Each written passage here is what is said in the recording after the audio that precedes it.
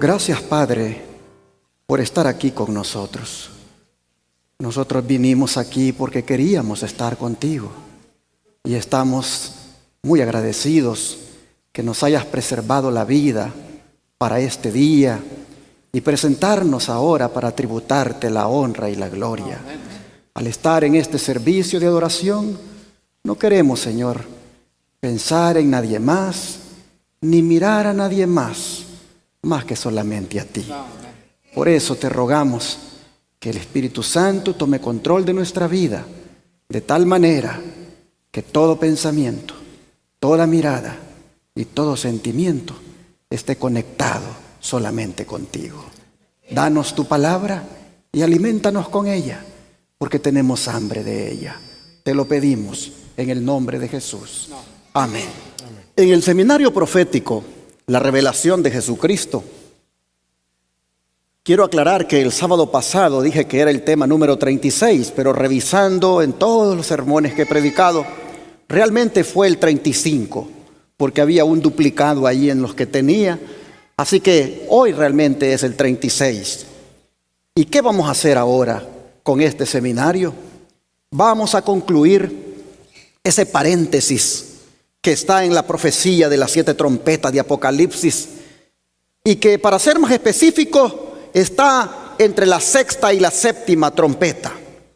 Está allí el paréntesis en el capítulo 10 y 11 de Apocalipsis. Vamos a titular nuestro estudio: Matan a 2 testigos y no permiten que sean sepultados. Abramos la Biblia en Apocalipsis 11, versículos 3 al 9. Apocalipsis 11, versículos 3 al 9.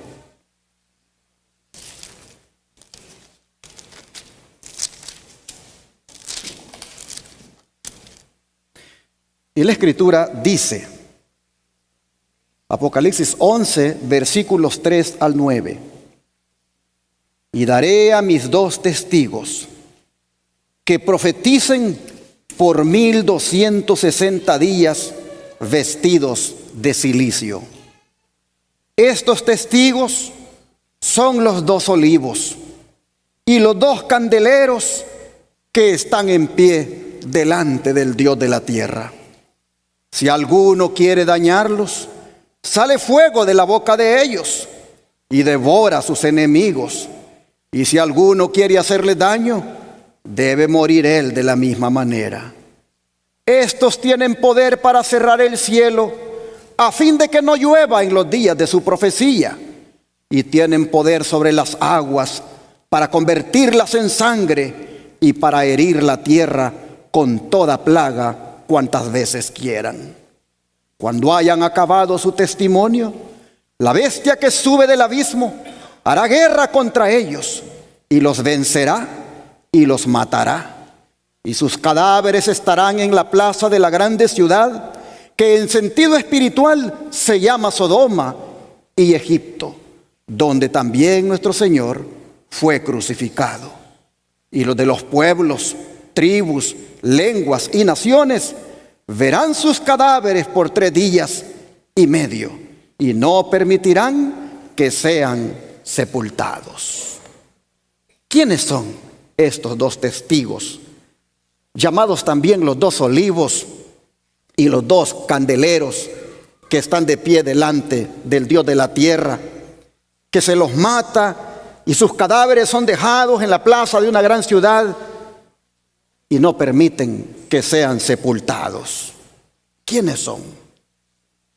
Mientras algunos dicen que son la ley y los profetas, otros dicen que son la ley y el evangelio, otros dicen que son Moisés y Elías, pero otros, entre los cuales estamos los adventistas, creemos que son las escrituras del Antiguo y Nuevo Testamento.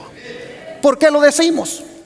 Porque un testigo es el que da testimonio, y Jesús se refirió a las escrituras de esa manera. Vamos a San Juan capítulo 5, versículo 39. Y dejen marcado ahí Apocalipsis 11, Juan 5, versículo 39.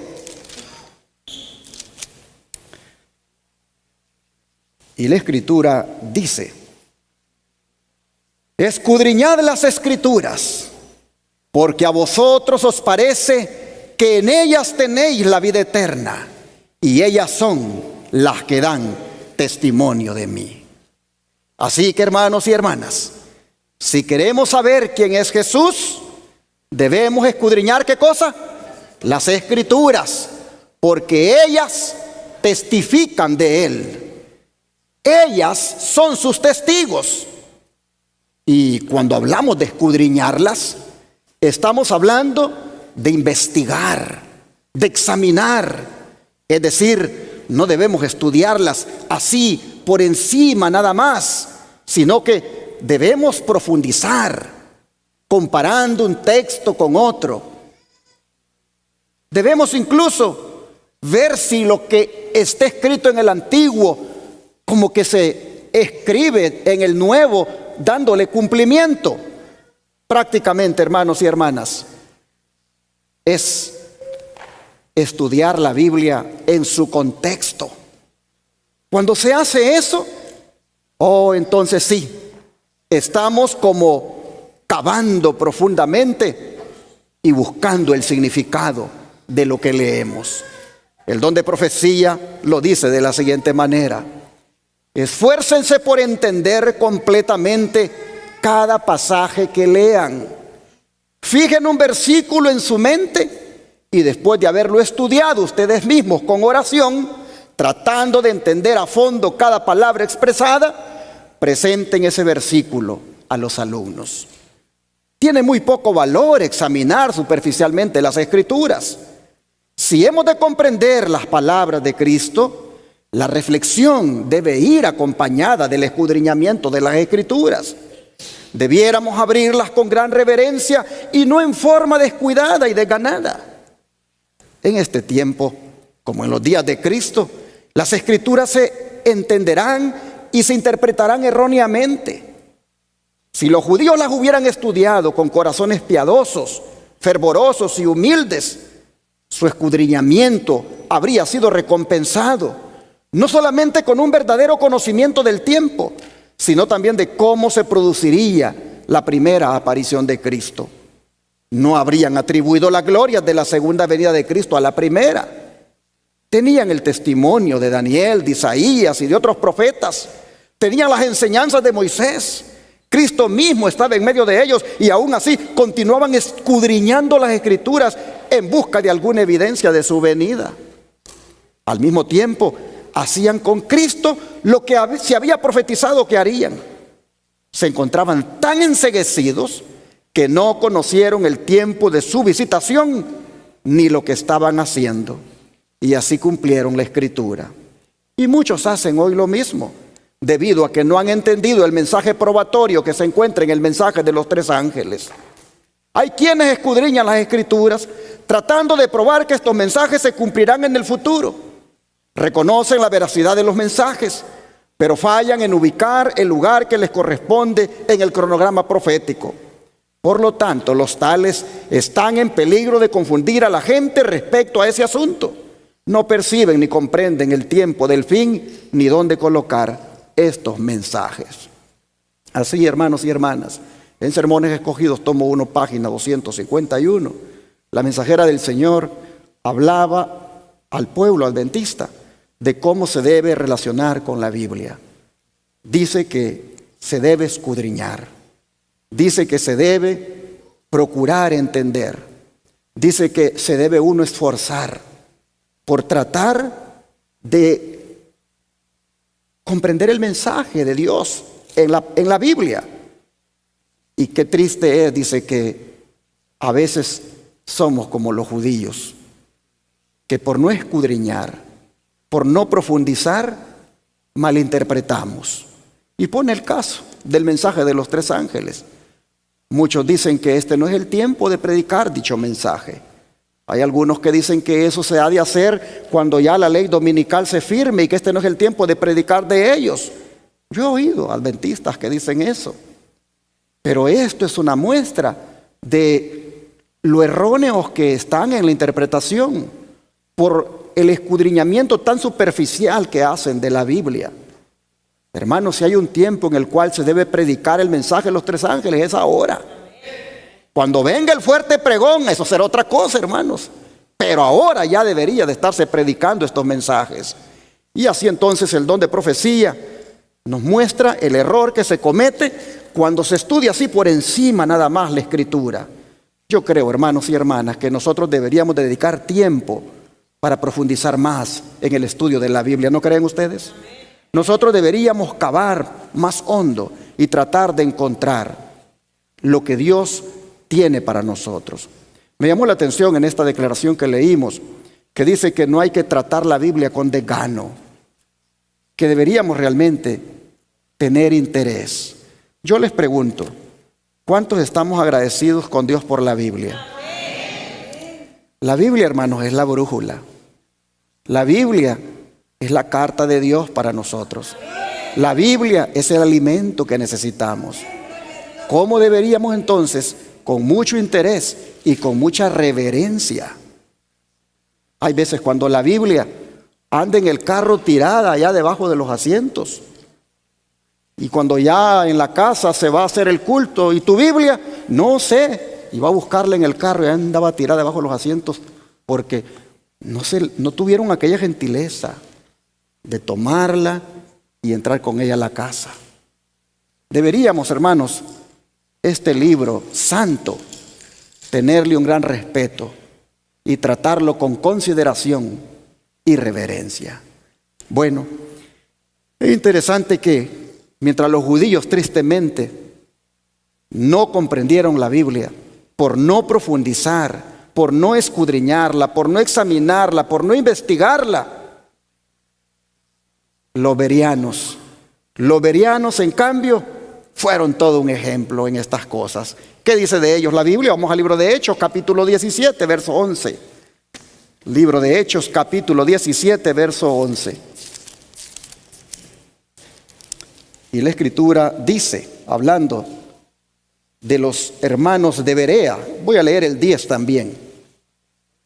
Dice, inmediatamente los hermanos enviaron de noche a Pablo y a Silas hasta Berea.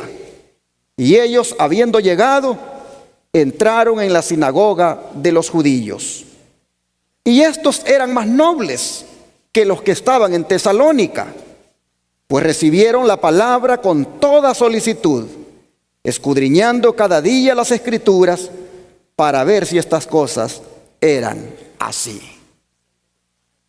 Qué interesante. Estos hermanos de Berea investigaban y examinaban lo que los predicadores traían. Ellos veían si aquello era así, pero me llama la atención que cada cuánto lo hacían. A ver, cada día. ¿Qué entienden ustedes con la expresión cada día? Que eran personas que se dedicaban al escudriñamiento de las Escrituras todos los días. En otras palabras, no se descuidaban del estudio diario de la Biblia.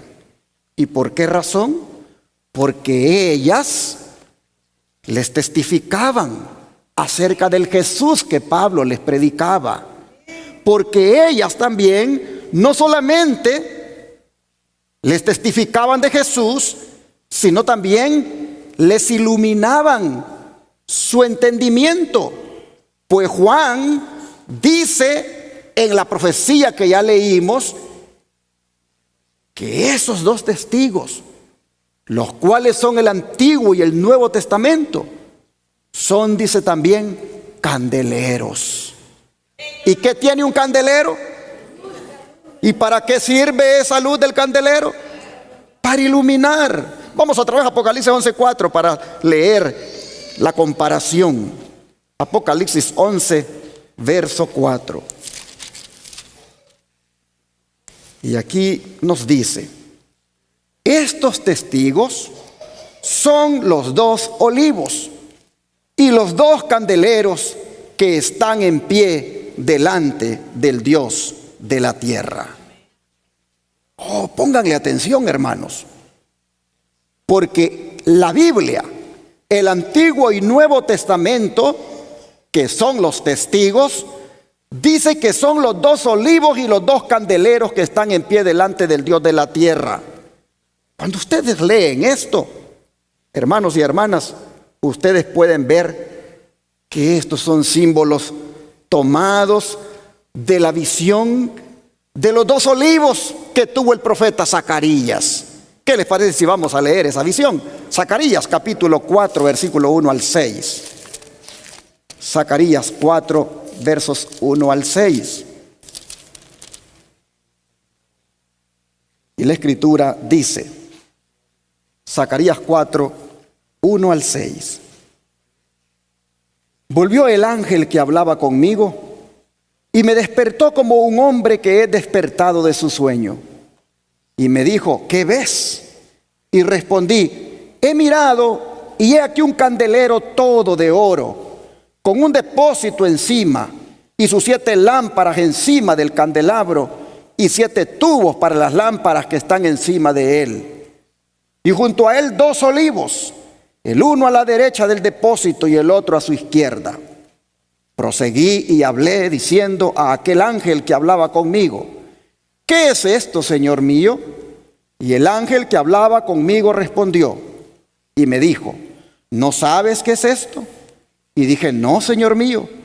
Entonces respondió y me habló diciendo, esta es palabra de Jehová a Zorobabel que dice, no con ejército ni con fuerza, sino con mi espíritu, ha dicho Jehová de los ejércitos. Ahora noten los versículos 11 al 14. Hablé más y le dije, ¿qué significan estos 2 olivos a la derecha del candelabro y a su izquierda? Hablé aún de nuevo y le dije, ¿qué significan las 2 ramas de olivo que por medio de 2 tubos de oro vierten de sí aceite como oro? Y me respondió diciendo, ¿no sabes qué es esto? Y le dije, Señor mío, no. Y él dijo, estos son los 2 ungidos que están delante del Señor de toda la tierra. Hermanos, cuando ustedes leen este pasaje, ustedes encuentran, hermanos, que el aceite que hace alumbrar la lámpara es símbolo del Espíritu Santo. Y la lámpara, el candelabro que es alumbrado con el aceite del Espíritu Santo, ese candelabro es la palabra de Dios. Porque cuando pregunta el profeta, ¿qué es esto? El ángel le dice, ¿no sabes qué es esto? Esta es, le dice, ¿qué cosa? Palabra de Jehová, que dice, no con ejército ni con fuerza, sino con mi espíritu. Esta es palabra de Jehová. El candelabro era representación de la palabra y el aceite que le daba la luz era representación del Espíritu Santo. Y esto de que el candelabro sea palabra está bien documentado y respaldado por la Escritura. Pues el salmista dice, lámpara es, ¿qué cosa? A mis pies tu palabra y lumbrera a mi camino. La Biblia es comparada a la lámpara. Pero ¿podría aplicarse los términos de esta visión de Zacarías a los 2 testigos del Apocalipsis, es decir, al Antiguo y al Nuevo Testamento? Vean lo que dice el don profético. Estos 2 testigos representan las escrituras del Antiguo Testamento y del Nuevo. Ambos son testimonios importantes del origen y del carácter perpetuo de la ley de Dios. Ambos testifican también acerca del plan de salvación.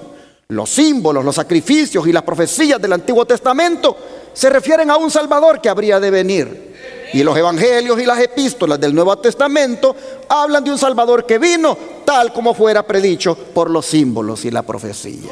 Conflicto de los siglos, página 271. Y sigue diciendo, procedente de los 2 olivos, corría el áureo aceite por los tubos hacia el recipiente del candelero. Y luego hacia las lámparas de oro que iluminaban el santuario. Y luego hacia las lámparas, de oro que iluminaban el santuario. Así también, mire, aquí viene la analogía. Así también, de los seres santos que están en la presencia de Dios, es decir, el Antiguo y Nuevo Testamento, los dos testigos de los seres santos, dice que están en la presencia de Dios. Su espíritu es impartido a los instrumentos humanos que están consagrados a su servicio. La misión de los dos ungidos es comunicar al pueblo de Dios que solo la gracia celestial puede hacer de su palabra una lámpara para los pies y una luz para el sendero. Palabra de Dios del Gran Maestro, página 337. Así que con esto, hermanos, el don de profecía nos dice que la expresión más completa del Espíritu Santo para los hombres está contenida aquí, en las Escrituras del Antiguo y Nuevo Testamento. Por eso es que ambos testamentos deben ser considerados como los dos testigos de Dios. Pero la profecía decía que ellos profetizarían por 1260 días vestidos de cilicio. Volvamos a leerlo, Apocalipsis 11, verso 3. Apocalipsis 11, verso 3.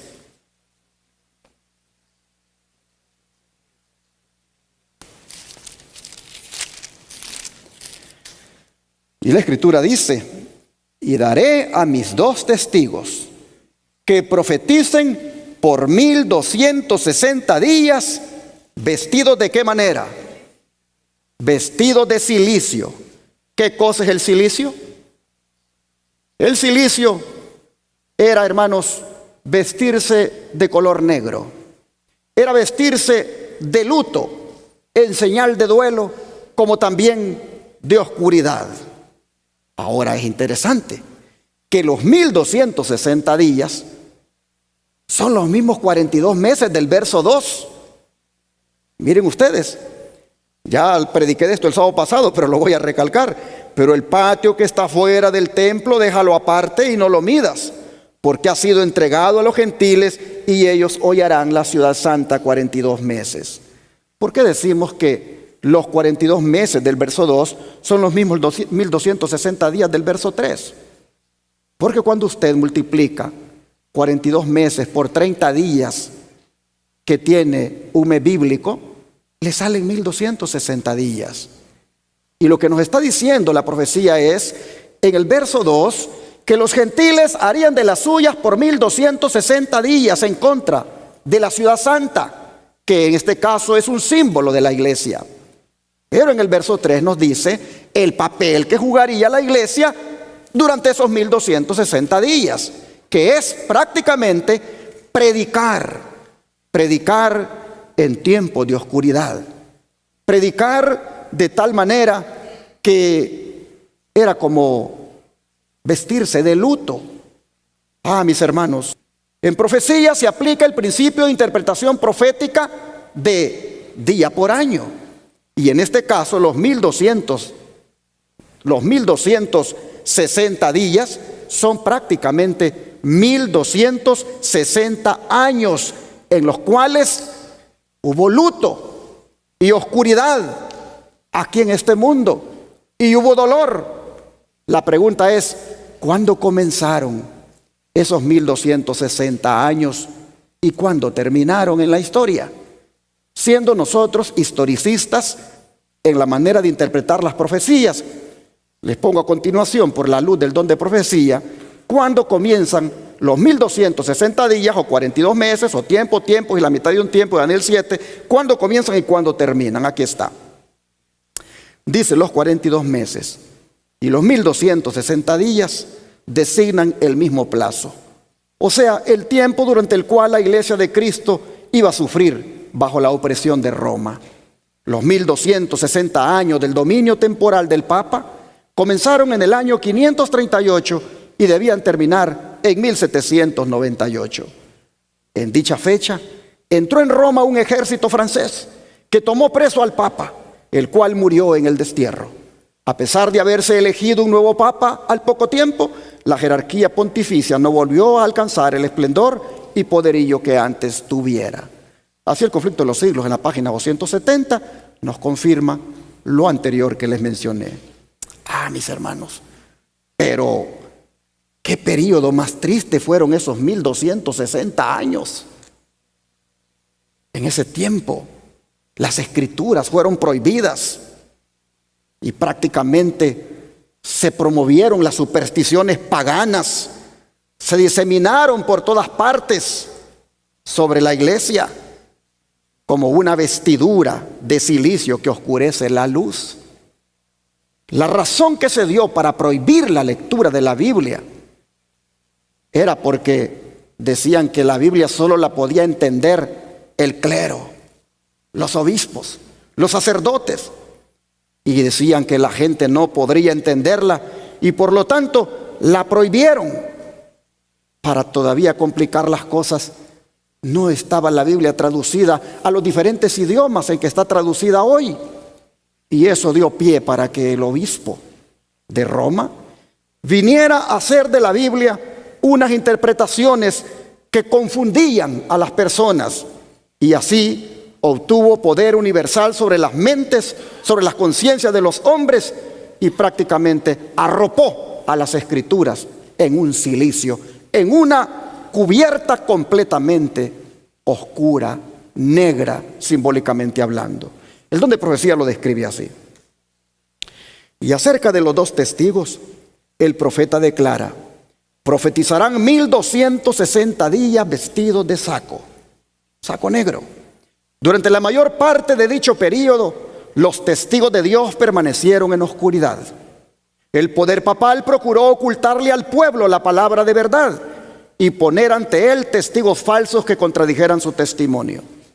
Cuando la Biblia fue prohibida por las autoridades civiles y religiosas, cuando su testimonio fue pervertido y se hizo cuanto pudieron inventar los hombres y los demonios para desviar de ella la atención de la gente, y cuando los que osaban proclamar sus verdades sagradas fueron perseguidos, entregados, atormentados, confinados en las mazmorras, martirizados por su fe, u obligados a refugiarse en las fortalezas de los montes y en las cuevas de la tierra, fue entonces cuando los fieles testigos, o sea, el Antiguo y Nuevo Testamento, profetizaron vestidos de saco. No obstante, siguieron dando su testimonio durante todo el período de 1260 años. Aún en los tiempos más sombríos, hubo hombres fieles que amaron la palabra de Dios y se manifestaron celosos por defender su honor. A estos fieles siervos de Dios les fueron dados poder, sabiduría y autoridad para que divulgasen la verdad durante todo este período. Así es, gloria al Señor, porque aun cuando había oscuridad, aun cuando había esa época que se le conoce como la Edad Media, porque era la medianoche para el mundo y el mediodía para el papado, de todas maneras, siempre la palabra de Dios siguió alumbrando. Siempre la palabra de Dios siguió siendo predicada, aunque sea vestida de silicio, aunque sea vestida de un saco negro. Así, en ese ambiente, siempre fue la palabra de Dios haciendo la obra. Pero el desprecio y el ocultamiento de la verdad que hizo el papado en ese tiempo, oh hermanos y hermanas, ese ocultamiento de la verdad para la humanidad no quedaría impune, pues la profecía dijo en el verso 5 que si alguno quiere dañarlos, sale fuego de la boca de ellos y devora a sus enemigos. Y si alguno quiere hacerle daño, debe morir él de la misma manera. Así es el verso 5 de Apocalipsis 11. ¿Qué significa esto? Que si alguno les quiere hacer daño. ¿Cómo es que una persona le puede hacer daño a la palabra de Dios? Bueno, cuando se opone a ella, cuando la corrompe, cuando la pervierte, cuando hace que otros se aparten de ella. En ese sentido, en la historia aparece ese periodo de 1260 años cuando el papado hizo eso con la palabra de Dios. Pero interesante, que contra quienes hagan esa obra, decía la profecía, fuego procede de sus bocas. ¿De las bocas de quién? De los dos testigos. ¿Para qué? Para devorarlos. Es decir, hermanos, un juicio se pronunciaría en esa palabra contra los tales. Y tal palabra declara que esas personas tendrían su castigo. ¿Por qué? Por lo que dice el verso 6, se los pongo en la pantalla. Estos tienen poder. ¿Quiénes? Los dos testigos. Para cerrar el cielo a fin de que no llueva en los días de su profecía. Y tienen poder sobre las aguas para convertirlas en sangre y para herir la tierra con toda plaga cuantas veces quieran. Y sí, preguntémosle a Moisés cómo él, por la palabra de Dios, trajo las plagas a Egipto, convirtiendo incluso las aguas en sangre. O preguntémosle a Jeremías, quien dijo que la palabra de Dios era como un fuego en su boca. O preguntémosle a Elías, quien hizo suya la palabra de Dios al decir que no habría lluvia sino hasta después de 3 años y medio. Cerró los cielos y no hubo lluvia en la tierra. Oh, hermanos y hermanas, ¿o qué? Si le preguntamos también al mismo apóstol Juan, cuando más adelante en el Apocalipsis nos habla lo que por la palabra ocurrirá en ese derramamiento de las plagas sobre aquellos que adoren a la bestia y a su imagen. ¿Qué nos dice todo esto, hermanos? Se los pongo aquí. Que los hombres no pueden pisotear impunemente la palabra de Dios. El significado de tan terrible sentencia que acabamos de leer resalta en el último capítulo de Apocalipsis cuando dice: yo advierto a todo aquel que oye las palabras de la profecía de este libro. Si alguno añade a estas cosas, Dios traerá sobre él las plagas que están escritas en este libro. Y si alguno quitare de las palabras del libro de esta profecía, Dios quitará su parte del libro de la vida y de la santa ciudad y de las cosas que están escritas en este libro. Tales son los avisos que ha dado Dios para que los hombres se abstengan de alterar lo revelado o mandado por Él. Estas solemnes denuncias se refieren a todos los que con su influencia hacen que otros consideren con menosprecio la ley de Dios. Deben hacer temblar y temer a los que declaran con liviandad que poco importa que obedezcamos o no obedezcamos a la ley de Dios. Todos los que alteran el significado preciso de las Sagradas Escrituras, sobreponiéndole sus opiniones particulares, y los que tuercen los preceptos de la palabra divina, ajustándolos a sus propias conveniencias o a las del mundo, se arrogan terrible responsabilidad. La palabra escrita, la ley de Dios, medirá el carácter de cada individuo y condenará a todo el que fuere hallado falto por esta prueba infalible. Así, hermanos, el conflicto de los siglos, en la página 271 y 272, nos explica el verso 6, cuando habla del poder que tienen las Escrituras, los dos testigos, para cerrar el cielo, a fin de que no llueva, como también para convertir las aguas en sangre y para herir la tierra con toda plaga cuantas veces quieran. Esto lo dice en explicación al verso 6, que habla de cómo también deben ser castigados los que se oponen a la palabra. Me llama la atención en esta declaración que leímos, que esta sentencia del verso 5, para ser más específico, va, dice, contra aquellos que enseñan a la gente a desobedecer la ley de Dios. Va en contra de aquellos que apartan al mundo de la ley de Dios. Y es lamentable cómo miles de ministros y miles de sacerdotes en el mundo han prácticamente alentado a la gente a no oír la santa ley de Dios.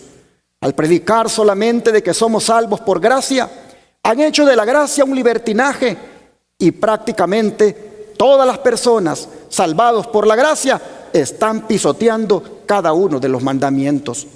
Esta sentencia, por lo tanto, si ustedes notan, dice que es aplicable a ese tipo de predicadores. Oh, mis hermanos, pero si fueron difíciles los 1260 días o años en los cuales los dos testigos tuvieron que hacer su trabajo de predicar, más difícil sería lo que les esperaba, pues los versículos 7 y 8 dice que los matarían y que no serían sepultados. Empecemos por ver eso de que los matarían. Versículos 7 y 8. Apocalipsis 11. Dice: cuando hayan acabado su testimonio, la bestia que sube del abismo hará guerra contra ellos y los vencerá y los matará. Y sus cadáveres estarán en la plaza de la grande ciudad, que en sentido espiritual se llama Sodoma y Egipto, donde también nuestro Señor fue crucificado. ¿Quién es esta bestia que sale del abismo y mataría a los dos testigos? ¿Cuándo es que lo haría? Nosotros miramos que lo haría, dice, cuando haya acabado su testimonio. Es decir, cuando los 1260 días han acabado y los dos testigos han estado testificando vestidos de luto, en esa condición tan caótica, tan difícil, predicando, cuando la persecución es acérrima en contra de la iglesia. Al terminar dicho periodo, cuando ellos han acabado su testimonio, surge esta bestia para matarlos. Mire cómo el don de profecía en el conflicto de los siglos lo explica con lujo de detalles. En cuanto a la frase que dice: y cuando hayan acabado o estén acabando de dar su testimonio, el don de profecía explica: el periodo en que los dos testigos iban a testificar vestidos de saco terminó en 1798. Efectivamente, ahí terminaron los 1260 años de persecución. Cuando estuviesen por concluir su obra, dice, en la oscuridad, les haría la guerra el poder representado por la bestia que sube del abismo que acabamos de leer. En muchas de las naciones de Europa, los poderes que gobernaban la iglesia y el Estado habían permanecido bajo el dominio de Satanás por medio del papado. Mas aquí, en lo que acabamos de leer, se deja ver una nueva manifestación del poder satánico. Con el pretexto de reverenciar las Escrituras, Roma las había mantenido aprisionadas en una lengua desconocida y las había ocultado al pueblo. Durante la época de su dominio, los testigos profetizaron vestidos de saco. Pero otro poder, la bestia que sube del abismo, iba a levantarse a combatir abiertamente contra la palabra de Dios. ¿Quién sería esta bestia? El don de profecía sigue diciendo: la gran ciudad en cuyas calles son asesinados los testigos y donde yacen sus cuerpos muertos, se llama simbólicamente Egipto. De todas las naciones mencionadas en la historia de la Biblia, fue Egipto la que con más osadía negó la existencia del Dios vivo y se opuso a sus mandamientos. Ningún monarca resistió con tanto descaro a la autoridad del cielo como el rey de Egipto. Cuando se presentó Moisés ante él para comunicarle el mensaje del Señor, el faraón contestó con arrogancia: ¿quién es Jehová para que yo oiga su voz y deje ir a Israel? Yo no conozco a Jehová y ni tampoco dejaré ir a Israel, dice Éxodo 5:2. Esto, dice, es ateísmo. Yo no conozco a Jehová y ni tampoco dejaré ir a Israel. Esto, dice, se llama ateísmo. Y la nación representada por Egipto aquí iba a oponerse de un modo parecido a la voluntad del Dios vivo y a dar pruebas del mismo espíritu de incredulidad y desconfianza. Pero también hemos leído que la gran ciudad también es comparada simbólicamente con Sodoma. Y es que la corrupción de Sodoma, al quebrantar la ley de Dios, fue puesta de manifiesto especialmente en la vida disoluta que había allí. Y este pecado también iba a ser el rasgo característico de la nación que cumpliría lo que estaba predicho en el pasaje que hemos leído, simbolizado por esa bestia que sube del abismo. Y en conformidad, dice, con lo que dice el profeta, se iba a ver en aquel tiempo, poco antes del año 1798, que un poder de origen y carácter satánicos se levantaría para hacer guerra a la Biblia. Y en la tierra, en que de aquella manera iban a verse obligados a callar los dos testigos de Dios, se manifestarían el ateísmo del faraón y la disolución de Sodoma. Esta profecía, dice, se cumplió de un modo muy preciso y sorprendente en la historia de Francia. Así que Francia es la bestia que subió del abismo para matar a los dos testigos, para matar a la palabra de Dios, al Antiguo y Nuevo Testamento. ¿Cómo lo hizo? Sigamos leyendo el don profético. Durante la Revolución Francesa en 1793, el mundo oyó por primera vez a toda una asamblea de hombres nacidos y educados en la civilización que se habían arrogado el derecho de gobernar a una de las más admirables naciones europeas, levantar unánime voz para negar la verdad más solemne para las almas y renunciar de común acuerdo a la fe y a la adoración que se deben tributar a la deidad. Francia ha sido la única nación del mundo acerca de la cual consta en forma auténtica que fue una nación erguida en rebelión contra el autor del universo. Muchos blasfemos, muchos infieles hay y seguirá habiéndolos en Inglaterra, Alemania, España y en otras partes. Pero Francia es la única nación en la historia del mundo que por decreto de su asamblea legislativa declaró que no hay Dios, cosa que regocijó a todos los habitantes de la capital, y entre una gran mayoría de otros pueblos cantaron y bailaron hombres y mujeres al aceptar aquel manifiesto de que Dios no existe. ¿Se puede imaginar usted el Congreso de los Estados Unidos y el Senado juntos, reunidos y tomando el acuerdo de que Dios no existe? Y que a partir de aquel decreto, oh hermanos, se venga toda una vida disoluta en los seres humanos, con los decretos que ya se han tomado ahora. Mire cómo está de disoluto este mundo. ¿Qué pasaría si eso sucediera? Bueno, eso justamente sucedió en Francia. En ninguna nación ha habido un congreso, una asamblea legislativa, cuyos diputados, senadores o congresistas hayan tomado semejante acuerdo. Pero en Francia, cuando explota la Revolución Francesa, ahí sí lo hubo. Negaron a Dios. Pero no se queda aquí la historia, sigue diciendo el don de profecía. Francia presentó también la característica que más distinguió a Sodoma. Durante la Revolución manifestóse una condición moral tan degradada y corrompida que puede compararse con la que acarreó la destrucción de las ciudades de la llanura. Y el historiador presenta juntos el ateísmo y la prostitución de Francia, tal como nos lo da la profecía íntimamente relacionada con estas leyes que afectan la religión. Se encontraba aquella que reducía la unión matrimonial, el contrato más sagrado que pueden hacer seres humanos y cuya permanencia y estabilidad contribuye eficacísimamente a la consolidación de la sociedad. Prácticamente, dice, la reducieron a un mero convenio civil de carácter transitorio que dos personas cualesquiera podían celebrar o deshacer a su antojo. Si hay una nación liberal en el mundo, es Francia. Hay mucho liberalismo hoy en día en las naciones, pero esa en especial. Dice, si los demonios se hubieran propuesto inventar la manera más eficaz de destruir todo lo que existe de venerable, de bueno o de permanente en la vida doméstica, con la seguridad a la vez de que el daño que intentan hacer se perpetuaría de generación en generación, no habrían podido echar mano de un plan más adecuado que el de la degradación del matrimonio. En Francia, el matrimonio prácticamente como columna que Dios hizo en el Edén fue echada por tierra.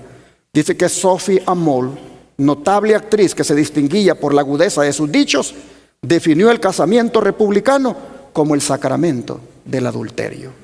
Y así vemos nosotros cómo el don de profecía en el conflicto de los siglos, en el capítulo que habla de la Revolución Francesa, nos da con lujo de detalles cómo esta nación realmente se pervirtió y cómo se volvió atea y se volvió contra Dios.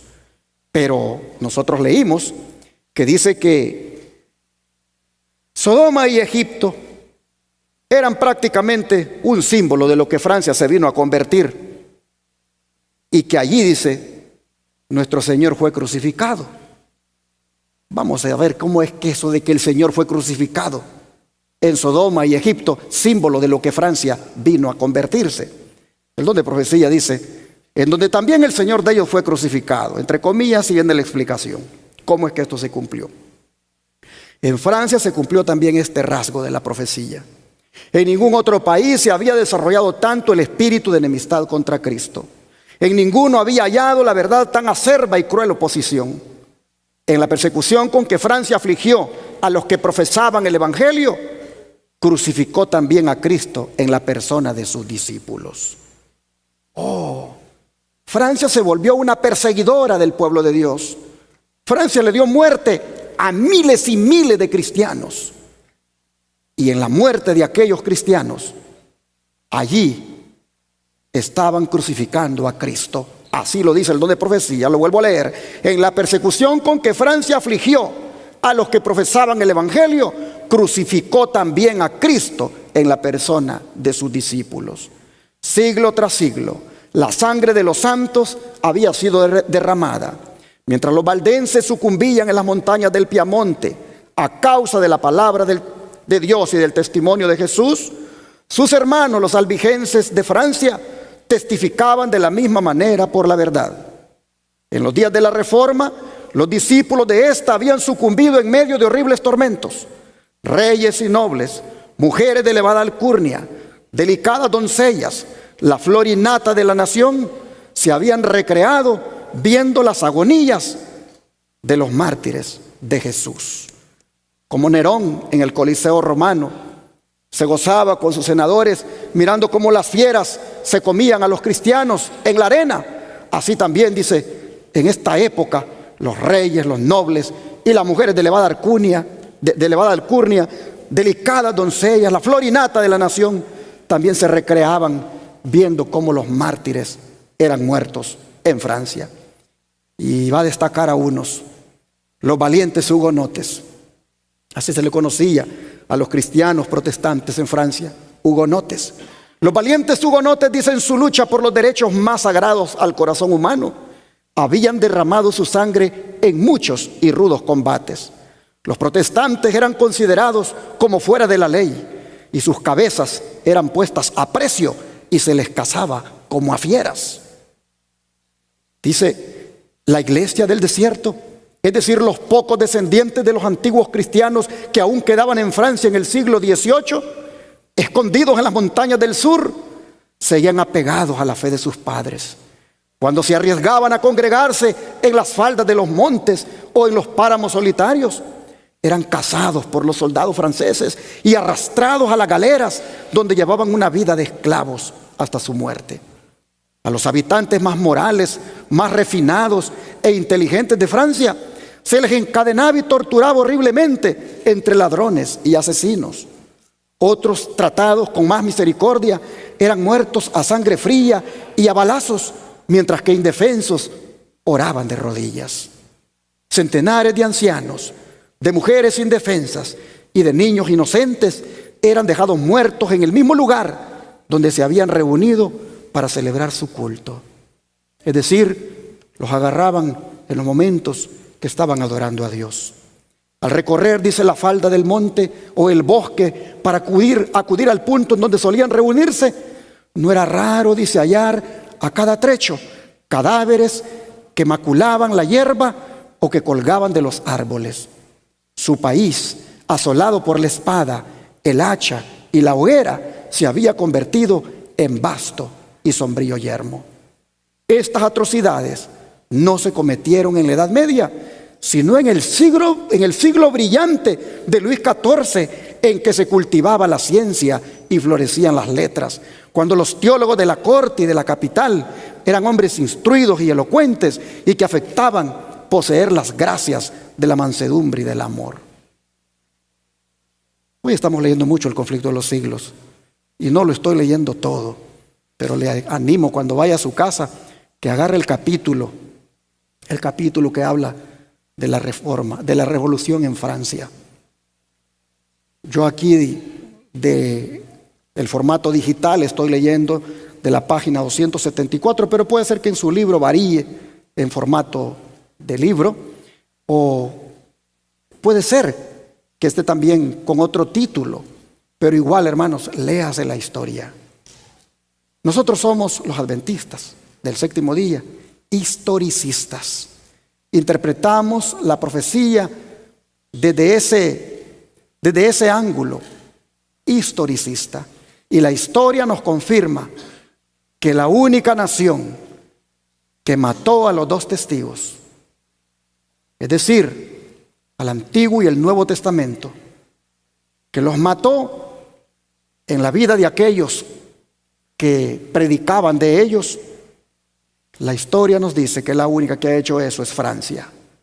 Sigue diciendo: pero lo más inicuo que se registra en el óbrego catálogo de los crímenes, el más horrible de los actos diabólicos de aquella sucesión de siglos espantosos, fue una matanza que se conoce como la matanza de San Bartolomé.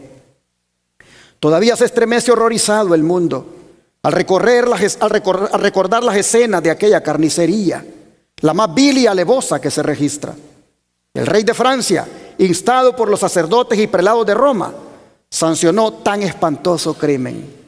El tañido de una campana, resonando a medianoche, dio la señal para degollar a todos aquellos cristianos. Dice: millares de protestantes que dormían tranquilamente en sus casas, confiando en la palabra que les había dado el rey, asegurándoles protección, fueron arrastrados a la calle sin previo aviso y asesinados a sangre fría en ese famoso día de San Bartolomé. Así como Cristo, dice, el jefe invisible de su pueblo cuando salió de la esclavitud de Egipto, así lo fue Satanás de sus súbditos cuando acometieron la horrenda tarea de multiplicar el número de los mártires. La matanza continuó en París por 7 días con una furia indescriptible durante los 3 primeros. Y no se limitó a la ciudad, sino que por decreto especial del rey se hizo extensiva a todas las provincias y pueblos donde había protestantes. No se respetaba edad ni sexo. No escapaba el inocente niño ni el anciano de canas. Nobles y campesinos, viejos y jóvenes, madres y niños sucumbían juntos.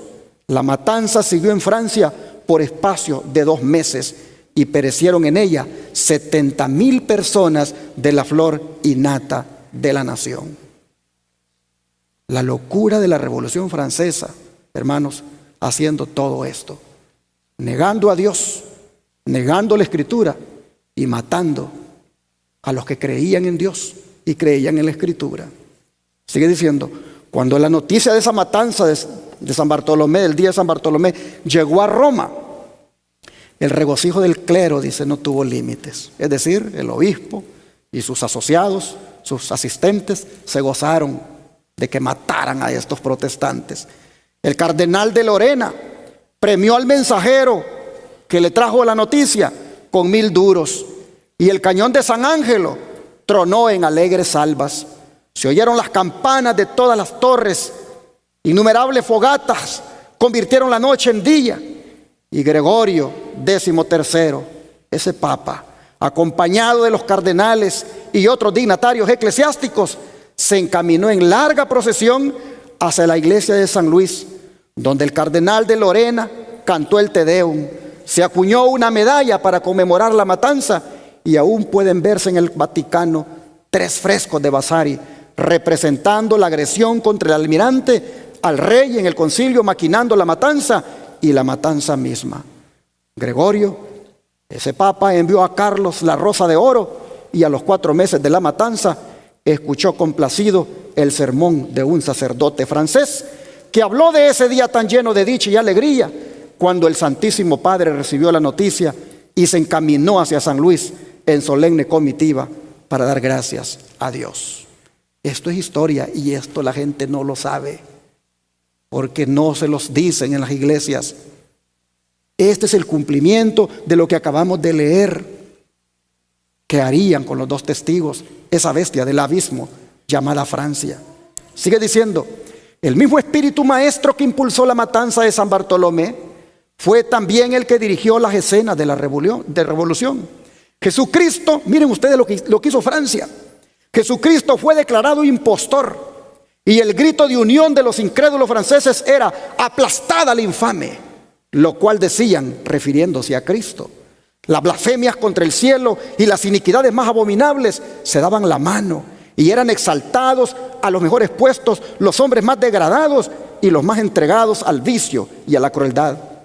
En todo esto no se hacía más que tributar homenaje supremo a Satanás, mientras que se crucificaba a Cristo en sus rasgos característicos de verdad, pureza y amor abnegado.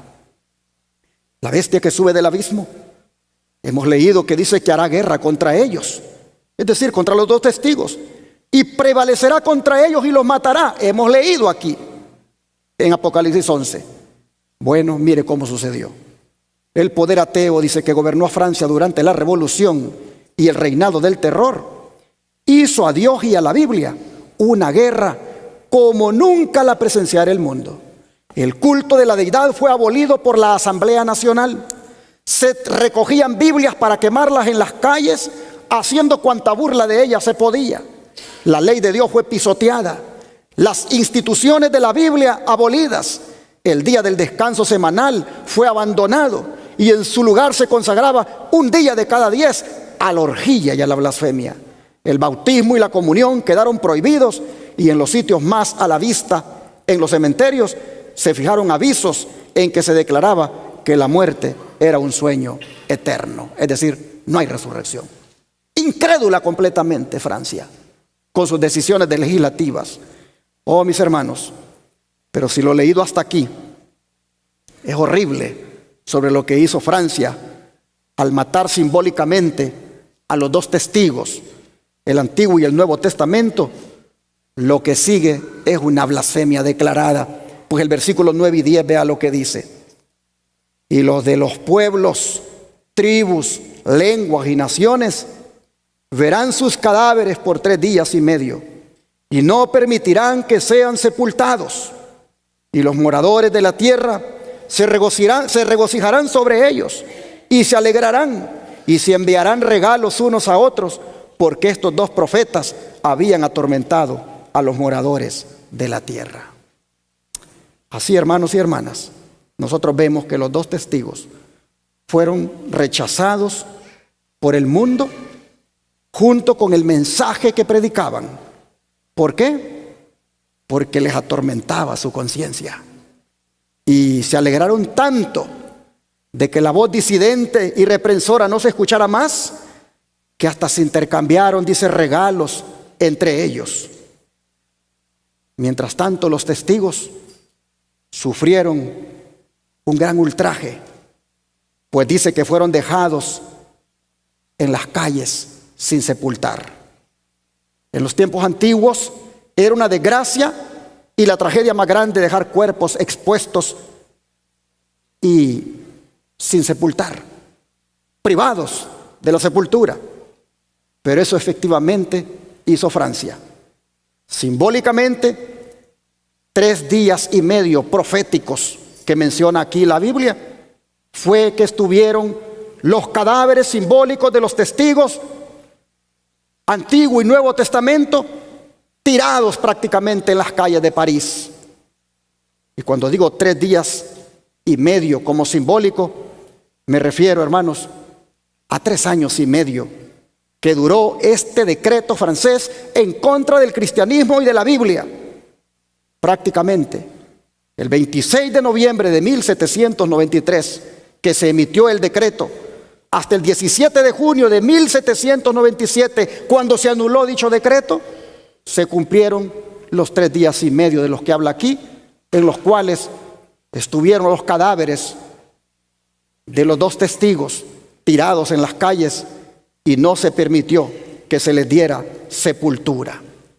Pero hermanos y hermanas, justo cuando el decreto que anuló aquellas prohibiciones se volvió a tomar en la Asamblea de Francia, allí, hermanos, la mano de Dios estaba obrando. Porque allí prácticamente el Señor le puso límite al ateísmo. Y ahora el mundo miraría cómo la palabra de Dios es eterna y nunca muere. Pues vean lo que dicen los versículos 11 y 12. Pero después de 3 días y medio, o sea, después de los 3 años y medio que duró la Revolución Francesa, Dice, entró en ellos. ¿En quién? En los dos testigos, en los cadáveres que estaban tirados por las calles. Todo esto es simbólico. Entró en ellos el espíritu de vida enviado por Dios, y se levantaron sobre sus pies, y cayó gran temor sobre los que lo vieron, y oyeron una gran voz del cielo que les decía, subid acá. Y subieron al cielo en una nube, y sus enemigos los vieron. Oh, mis hermanos, ¿qué significa esto? Que prácticamente Dios no permitió que sus fieles testigos siguieran en el silencio, sino que más bien los vindicó, otra vez dándoles la vida y exaltándolos hasta el cielo, pues les dice, suban acá. Hermanos, y dice, y sus enemigos los vieron. ¿Qué quiere decir esto, hermanos?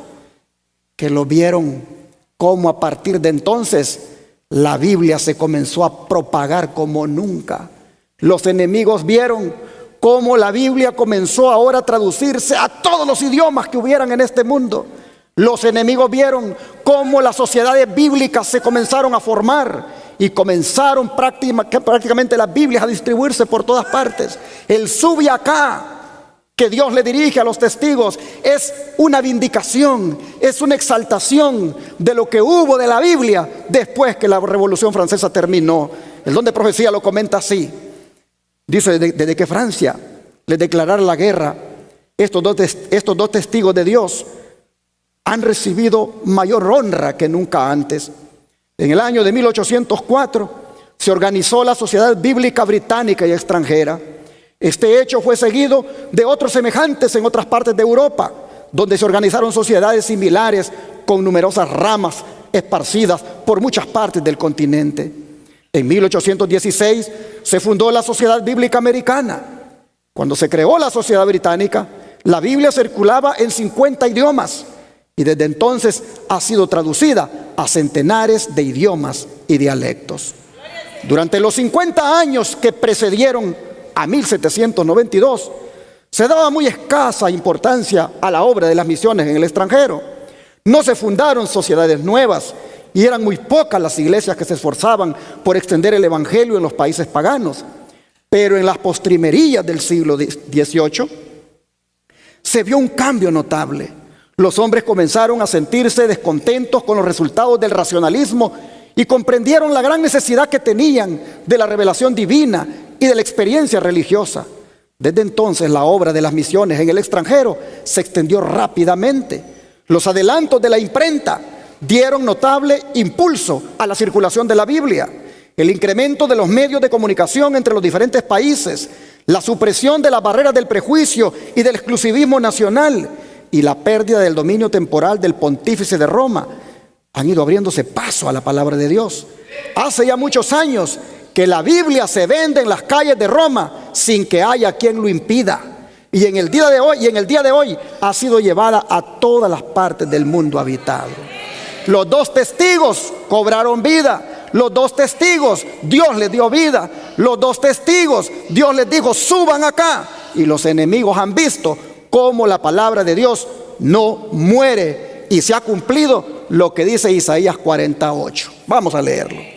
Isaías 40, verso 8.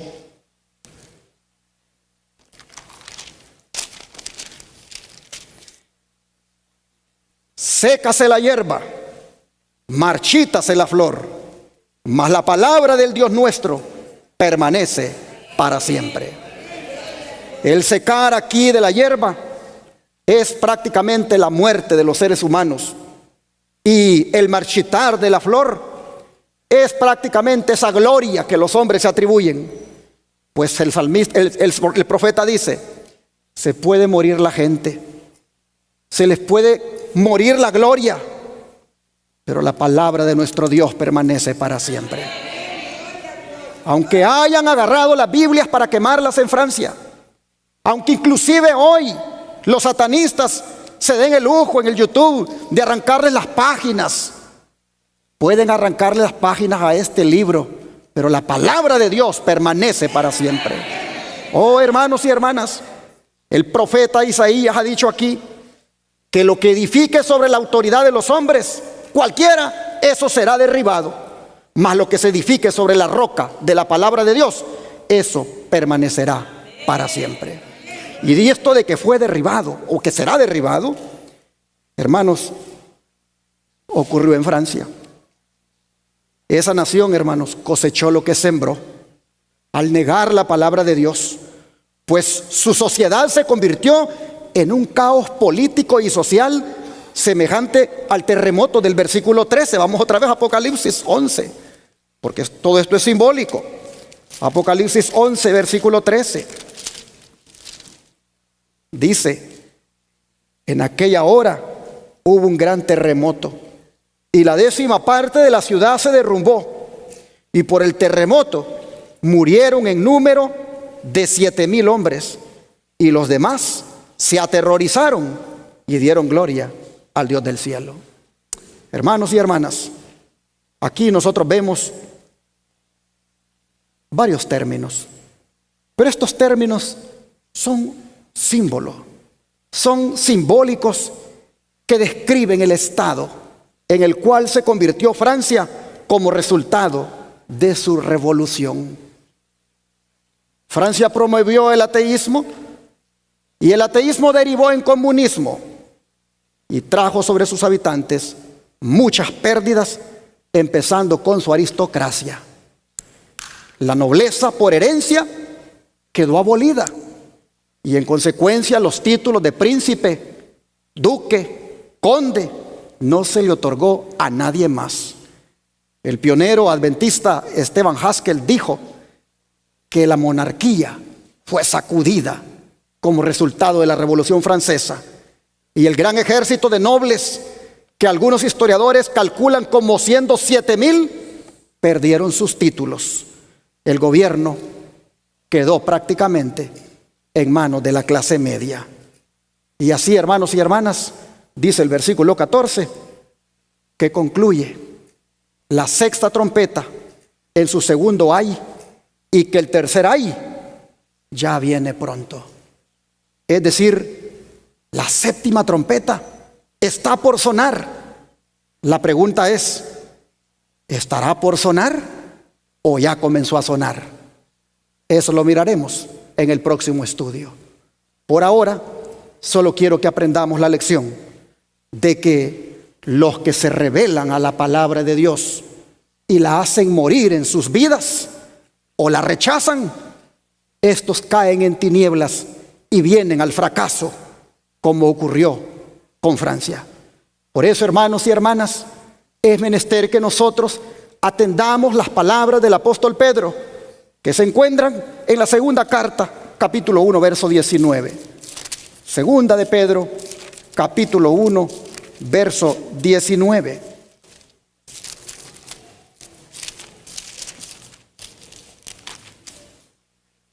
Y la Escritura dice: tenemos también la palabra profética más segura, a la cual hacéis bien en estar atentos, como a una antorcha que alumbre en lugar oscuro, hasta que el día esclarezca y el lucero de la mañana salga en vuestros corazones. Mis hermanos, si hay una muestra de odio acérrimo a la palabra de Dios, es esta que hemos leído, que ocurrió entre los años del 538 hasta cuando la Revolución Francesa terminó. Si ha habido una muestra de odio acérrimo de parte de Satanás a la palabra de Dios, ha sido esa. Sin embargo, Dios siempre se previó, Dios siempre preservó un remanente fiel a la palabra de Dios. Y nosotros, por la gracia del Señor, ahora venimos a ser parte de ese remanente. Y el apóstol Pedro nos dice que hacemos bien en estar como atentos a la palabra profética más segura. ¿Por qué hacemos bien en estar atentos? Porque los falsos maestros hoy en día se propagan Y aparecen en los canales de YouTube, aparecen en otras redes sociales y en los púlpitos incluso de las iglesias, negándole a la gente la verdad bíblica en cuanto a lo que dice Jehová, tocante a la ley de Dios, por ejemplo. Y cómo, para contrarrestar esa herejía o apostasía, es menester que atendamos lo que dice el apóstol Pedro.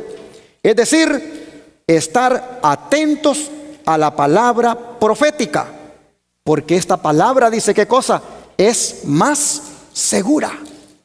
Es más segura que lo que pueda decir cualquier predicador. Hermanos y hermanas, dice el apóstol Pedro, préstenle atención a la Biblia, préstenle atención a la palabra profética, estén atentos a lo que ella dice. Oh, hermanos, pero qué hermoso que dice que ella le prestemos atención como una antorcha que alumbra el lugar oscuro. Sí, porque ella son los dos candeleros de Apocalipsis 11, porque ella es el candelero alimentado por el Espíritu Santo para alumbrarnos a nosotros. La palabra de Dios, hermanos y hermanas, ilumina nuestro camino, de manera que el que se fundamenta en la Biblia, el que estudia la Biblia, puede andar seguro y ninguna tiniebla espiritual que hay en el mundo le va a invadir. Permanecerá siempre en la luz. Oh, hermanos, el que permanezca en la luz de la verdad, el que permanezca en la luz de la Biblia, no va a tropezar jamás, porque lámpara es a mis pies tu palabra y lumbrera a mi camino. Oh, mis hermanos, estemos atentos, dice el apóstol Pedro, ¿hasta cuándo? Hasta cuando el día, dice, hasta cuando el día esclarezca y el lucero de la mañana salga en nuestros corazones. En otras palabras, va a haber un día en que ya no necesitaremos de esta luz, porque la luz en persona vendrá por nosotros. Cuando el lucero de la mañana, Jesús, aparezca, no más esta lámpara, porque Él será nuestra luz para siempre. De manera que vale la pena que nosotros, hermanos, perseveremos en la luz que emana de la palabra ahora, porque esta nos garantiza que la luz que aparecerá, la luz de la aurora, ese lucero, cuando resplandezca en este mundo, hermanos, va a resplandecer sobre nosotros. Que Dios bendiga su palabra y que el pueblo, como fue conocido el pueblo adventista, el pueblo del libro, vuelva hoy a la Biblia. Comamos de ella, escudriñémosla todos los días, alumbrémonos con ella, porque así estaremos seguros. Que Dios le bendiga. Qué hermosas palabras las que dice este himno. La Biblia nos habla de Cristo y de su muerte en la cruz. Su santa palabra ha dicho que Él pronto vuelve en luz. Sí, como lucero de la mañana, aparecerá para alumbrarnos y ya nunca más apartarnos de esa luz. Mientras tanto, seguiremos con este candelero alumbrándonos todos los días. Hermano, hermana, no dejes que las tinieblas invadan tu vida. No dejes que las tinieblas te llenen tu mente. Llénate de la luz de la palabra. Alúmbrate con ella y verás cómo tu camino tendrá sentido y tu vida tendrá sentido también. Vamos a arrodillarnos y a pedirle al Señor que nos dé hambre por esta palabra.